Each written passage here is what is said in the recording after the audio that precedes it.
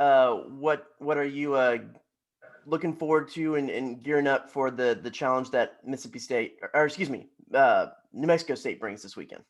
Well, I'm looking forward to our second series at home and being that much more comfortable as a team, being at home, playing a weekend series, having our 3 weekend starters leading us off again for the second, weekend at home. New Mexico State did not play opening weekend. They were at Abilene Christian this past weekend and have been on the road for what will be a 10-day road trip for them on to Texas State this past Tuesday.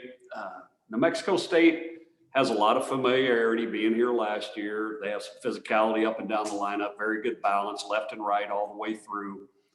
3 veteran starters, all right-handed. And again, I think the biggest thing for New Mexico State, they have a lot of comfort being here at Olson Field, being here a year ago, all their kids. So thankful that we played well this midweek, and neither one of them were easy, and that makes us a better team for it. And looking forward to getting back out there tomorrow night under the lights. I know after the opening series, we were kind of talking about who could step up and make their claim on the role in the batting lineup. But now after some pretty good performances, do you feel like there's actually now it shifted more towards competition, and you got to continue to hit well, play well to hold on to that spot? Absolutely. I mean, we're hitting 246, 48 as a team. We're going to have to take a look at some different things and get some guys going in the right direction, each and every guy. Some guys have gotten off to great starts. Others that had great falls in January's haven't. It's a 10-game snapshot, and we play 56 games. It's a long season, and we've got some other guys over there that we're going to have to take a look at and give opportunities to. That's part of it as well. I know things flipped around because during the showcase. Is Bryce going Friday? We are going to keep the same rotation as last weekend. I liked what I saw based on matchups last week, but keeping these guys on the normal rest. I also like the fact that with a left-hander on Friday, it forces the opposing team to, do I want to play my A lineup with all my left-handed hitters, or do I want to make some different changes and play maybe a couple more right-handers? So force them to make a decision with their lineup going into Friday night. Thanks, Coach. Thank you. Coach, I think it was this time a week ago as we were looking ahead, you talked about your guys maybe were a little bit more relaxed. You could see them not trying so hard. Do you like where they're at now since you've been able to string these wins together?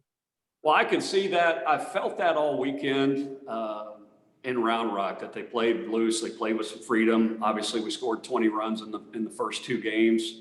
Did not on Sunday. Still a little pressing last night. I know the score wasn't indicative of a good offensive performance, but we had a lot of balls hard, and giving Incarnate Word credit, they made a lot of big time plays on some balls that were hit incredibly hard. Their center fielder, their left fielder, second baseman, their shortstop, all balls that were hit on the barrel. And, some of that is a baseball test, and baseball God's testing you and staying committed, committed to an approach and continuing that. But we had a lot of balls hard. We left a lot of runners on base, certainly, but I do like the direction that we're headed collectively. And this weekend we will get Ray Alejo back. He was certainly big off the bench for us last night, but he's been nursing a tweaked hamstring. We'll get him back, and that veteran bat in the lineup, I think, will be a big asset to us this weekend.